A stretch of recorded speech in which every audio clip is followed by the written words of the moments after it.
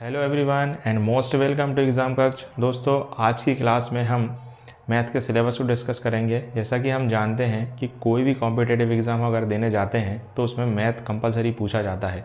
अब चाहे वो एग्ज़ाम एसएससी हो, रेलवे हो, बैंकिंग हो, स्टेट का एग्ज़ाम हो, टीचिंग का एग्ज़ाम हो, चाहे वो डिफेंस का एग्ज़ाम हो, हर एग्ज़ाम के अंतर्गत हम देखते हैं कि मैथ को कंपलसरी पूछा ही जाता है।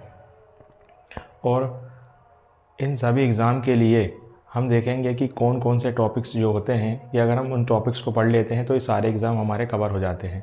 हम देखेंगे कि कौन कौन से टॉपिक्स हैं और कितने टॉपिक्स हैं, और उन्हीं टॉपिक्स के आधार पर फिर हम हमारे इस चैनल पर आपको एक के बाद एक क्लासेस हमारे इस चैनल पर आपको मिलेंगी। तो हम देखते हैं कि कौन कौन से टॉपिक्स हैं और कितने टॉपिक्स होते हैं। तो देखते हैं हम, जैसे कि देखते हैं। तो हमने आपको अभी जिन एग्ज़ाम के बारे में बताया था, अब उन एग्ज़ाम से रिलेटेड मैथ सिलेबस की बात होगी, जिसमें टोटल चैप्टर्स 34 होते हैं। और हम उनको देखते हैं कि दो कैटेगरी में बटे होते हैं। इसमें पहली कैटेगरी है अरिथमेटिक और दूसरी कैटेगरी है एडवांस। अरिथमेटिक में हम देखते हैं कि 20 चैप्टर्स होते हैं और एडवांस में हम देखते हैं कि 40 चैप्टर्स हैं। अगर आप इन सभी को हम पढ़ लेते हैं हमसे, तो आप किसी भी कॉम्पिटिटिव एग्ज़ाम को देने के लिए सक्षम हो जाएंगे। और हमारे यहाँ इसको पढ़ाने का तरीका बिल्कुल बेसिक से होगा और बहुत ही ज़ीरो से होगा। अभी तक हमने मैथ्स के सिलेबस को जाना, उसके अंतर्गत दो कैटेगरी होती है, अरिथमेटिक्स और एडवांस, इसको हमने पढ़ा। अब हम जो मैथ्स के सिलेबस के अंदर जो चैप्टर्स दिए हैं उनको जानना ज़रूरी है, और उनको जानने का हम प्रयास करेंगे। और देखते हैं हम उसमें बहुत सारे चैप्टर्स के नाम ऐसे लिखे हैं। बाकी कुछ चैप्टर ऐसे हैं कि वो नाम से पता चलते हैं कि हम लोग इसमें क्या पढ़ने वाले हैं। जैसे हम देखते हैं अरिथमेटिक में जो पहला चैप्टर है उसमें है सिंप्लीफिकेशन। अब हम सिंप्लीफिकेशन में क्या पढ़ते हैं? सिंप्लीफिकेशन में हम पढ़ते हैं, हम पढ़ेंगे इसके अंदर square root, cube root, BODMAS, plus minus into divide, और फ्रैक्शन के बारे में जानना, और वेरिएबल्स के बारे में जानना। उसके बाद इक्वेशंस कैसी होती हैं, उनको कैसे सॉल्व किया जाता है, इनको सबको जानना इसमें हम देखते हैं सिंप्लीफिकेशन में। इसके बाद हम देखते हैं नंबर सिस्टम।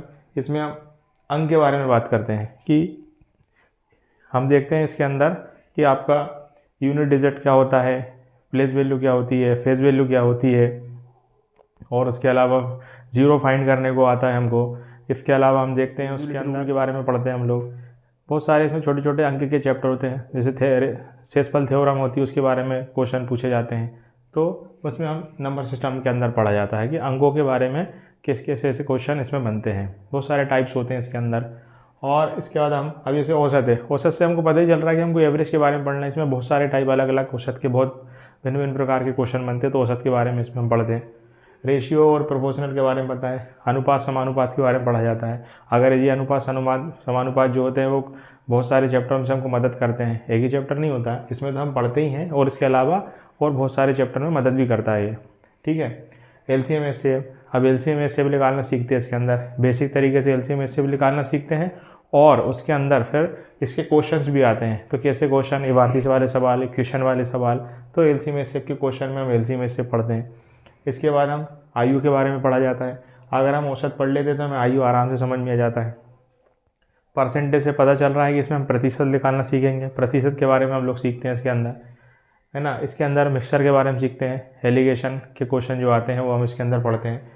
और इसके बाद नंबर सिस्टम। अब ये नंबर सिस्टम कौन सा वाला रहता है? व्हाट्स प्रॉब्लम, मतलब जो नंबर प्रश्नावली पर आधारित रहते हैं। प्रश्नावली टाइप की जो होती है, मतलब कहने का मतलब है लैंग्वेज में लिखी होती है, लैंग्वेज शब्द में लिखी होती है, उसको हम नंबर सिस्टम में पढ़ते हैं। इसके अंदर वाले क्वेश्चन आते हैं नंबर के बाद। हम देखते हैं सिंपल इंटरेस्ट। सिंपल इंटरेस्ट का मतलब होता है कि साधारण ब्याज। हम इसके अंदर साधारण ब्याज के अलग अलग तरीके से कैसे क्वेश्चन आते हैं वो उसके बारे में जानेंगे। नॉर्मली पहले बेसिक जानेंगे, फिर कंपाउंड इंटरेस्ट मतलब होता है चक्रवर्ती ब्याज।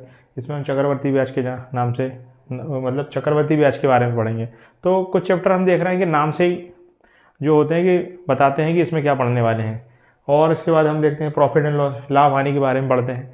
अब जैसे मिक्स प्रोपोर्शनल है, मिक्स प्रोपोर्शनल का मतलब है इसमें हम महिला पुरुष, जब बहुत सारे महिला पुरुष मिलकर एक साथ काम करते हैं तो मिक्स प्रोपोर्शनल वाले हम क्वेश्चन इसके अंदर पढ़ते हैं। इसके अंदर इसके बाद आता है time and work. Time and work मतलब एक दिन का व्यक्ति जो काम करता है उसके बारे में हम पूरा अध्ययन करते हैं। ठीक है ना। इसके बाद आता है हमारा अगला चैप्टर जो होता है pipe and system. Pipe and system के अंदर मतलब हम नल और टंकी के बारे में बात करते हैं, ठीक है ना। नल और टंकी के बारे में जो क्वेश्चन आते हैं वो उसके अंदर पढ़ते हैं। टाइम एंड डिस्टेंस में हम लोग तक पढ़ते हैं समय दूरी के बारे में, अलग अलग तरीके के क्वेश्चन आते हैं वो हम लोग इसमें पढ़ते हैं। और ट्रेन के क्वेश्चन नाम ही आ रहा है, बोट एंड स्टीम मतलब नावधारा से संबंधित क्वेश्चन इसमें पढ़ते हैं। आजकल दौड़ के क्वेश्चन भी पूछे जा रहे हैं, तो दौड़ के क्वेश्चन भी पूछते हैं, पहले भी आते थे दौड़ के क्वेश्चन।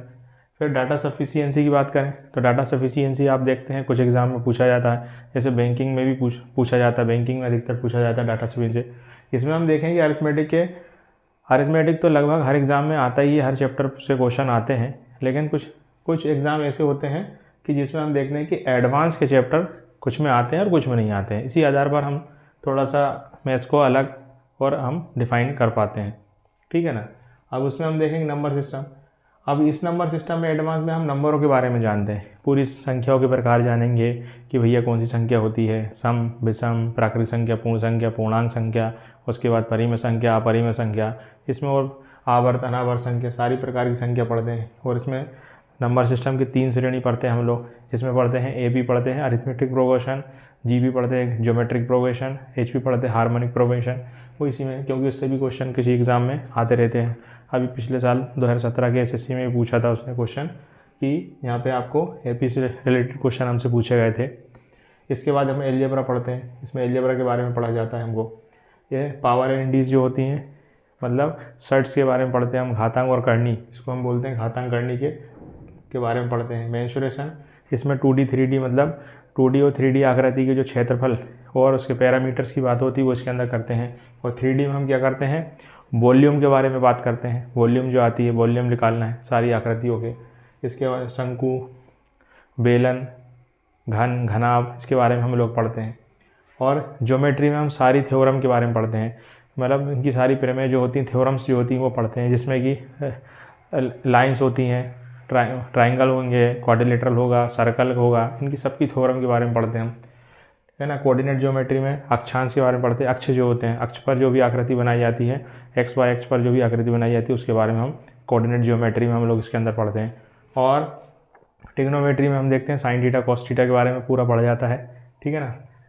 इसके बाद ट्रिग्नोमेट्री हाइट एंड डिस्टेंस जो होता है वो ट्रिग्नोमेट्री का ही एक चैप्टर होता है, उसके अंदर ही हम हाइट एंड डिस्टेंस पढ़ते हैं, जो ट्रिग्नोमेट्री से ही क्वेश्चन को सॉल्व किया जाता है। इसके अलावा कोऑर्डिनेट क्वेश्चन होती है, ये भी एक अपने आप में पूरा चैप्टर होता है। किसी में 1 नंबर का पूछा जाता है, किसी में 4 नंबर का ही पूछा जाता है। जैसे हम लोग देखते हैं बैंकिंग में देखने जाए तो पीओ के एग्ज़ाम में देखने जाए तो क्वाड्रेटिक क्वेश्चन हम देखते हैं 4 से 5 नंबर के क्वेश्चन इसमें पूछे जाते हैं हमको। बाकी रेलवे में भी इसका एक क्वेश्चन आता है, अभी आया था, पिछली बार भी आया था, इसके एक क्वेश्चन पूछा जाता है रेलवे के अंदर। इसके बाद परम्यूटेशन कॉम्बिनेशन पूछा जाता है, परम्यूटेशन कॉम्बिनेशन के क्वेश्चन भी आते रहते हैं, व्यापम में अधिकतर पूछा गया इसको, ठीक है ना। उसके बाद प्रोबेबिलिटी के क्वेश्चन आते रहते हैं, एसएससी में भी एसएससी में भी पूछता है कई। और उसके बाद अब एमपी, जैसे कि हम लोग व्यापम के कोई एग्ज़ाम देखते हैं उसके अंदर भी पूछा जाता है प्रोबेबिलिटी के क्वेश्चन। डीआई हम लोग देखते हैं एग्ज़ाम के हिसाब से डीआई आती है। बाकी डीआई में बहुत सारे प्रकार होते हैं, टेबुलेशन होता है, ग्राफ होता है, पाई चार्ट होता है ना। उसके बाद और भी अन्य प्रकार की उसमें डीआई के क्वेश्चन होते हैं। हर एग्ज़ाम में एग्ज़ाम के लेवल के हिसाब से छोटे छोटे क्वेश्चन उसमें पूछे जाते हैं, और कुछ बड़े एग्ज़ाम होते हैं तो बड़े एग्ज़ाम के हिसाब से क्वेश्चन पूछे जाते हैं। जैसे बैंक पीओ में डीआई का अच्छा सिलेबस रहता है, मतलब अच्छा खासा उसमें पूछा जाता है डीआई का, ठीक है ना। इसके अलावा हम देखते हैं लॉगरिथम मतलब लॉग वाले क्वेश्चन हम देखते हैं, कुछ एग्ज़ाम ऐसे होते हैं इसमें 1-2 क्वेश्चन लॉग के पूछे जाते हैं। और अधिकतर हम देखते हैं व्यापम के एग्ज़ाम में, एमपी के जो एग्ज़ाम होते हैं उसके अंदर अधिकतर कुछ एग्ज़ामों में हम देखते हैं कि लॉग के क्वेश्चन भी इसमें आते हैं। अगला चैप्टर हमारा स्टैटिक्स है। अब इसमें देखते हैं कि स्टैटिक्स भी अधिक कुछ एग्ज़ामों में पूछा जाता है, हर एग्ज़ाम के हिसाब से उसके क्वेश्चन पूछे जाते हैं। कुछ एग्ज़ाम में, जैसे कि रेलवे में देखा जाए तो रेलवे में स्टैटिक्स के क्वेश्चन आते हैं, रेंज के पूछता है, परास के पूछता है ना। उसके बाद बहुलक वगैरह सारी चीज़ इसमें ही पूछी जाती हैं। तो हर एग्ज़ाम में आता है, हर एग्ज़ाम में तो नहीं बोलेंगे उसको हम, कुछ एग्ज़ाम में स्टैटिक्स के क्वेश्चन पूछे जाते हैं, ठीक है ना। और तो हमने देखा कि जो भी हमने सिलेबस के बारे में मैंने आपको बताया था उसमें हमने 2 कैटेगरी अर्थमेटिक और आपको मैंने बताया था कि एडवांस होते हैं, और हमने पहले उनके बारे में जाना। उसके बाद हमने देखा कि उनके चैप्टर्स के बारे में मैंने आपको बताया, ठीक है ना। कुछ चैप्टर के नाम से ही वो पता चल पाता है कि हम लोग उसमें क्या पढ़ने वाले हैं।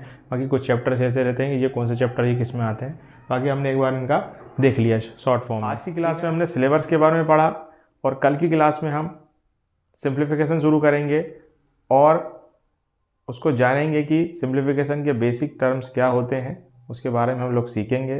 तो please subscribe to my channel and wait for next video, क्योंकि जो होगा ज़ीरो से ही